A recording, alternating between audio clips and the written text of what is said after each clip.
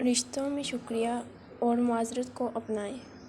حقیقت میں یہی دو لفظ ہیں جو رشتوں کو ٹوٹنے سے بچاتے ہیں۔ نفرت انسان کا بنایا ہوا ذاتی مسئلہ ہے، ورنہ قدرت تو محبت کا درس دیتی ہے۔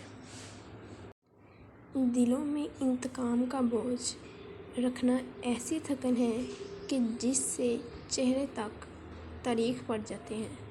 ضبط، صبر اور مسکراہٹ سے بہتر انتقام کوئی ہو ہی نہیں سکتا۔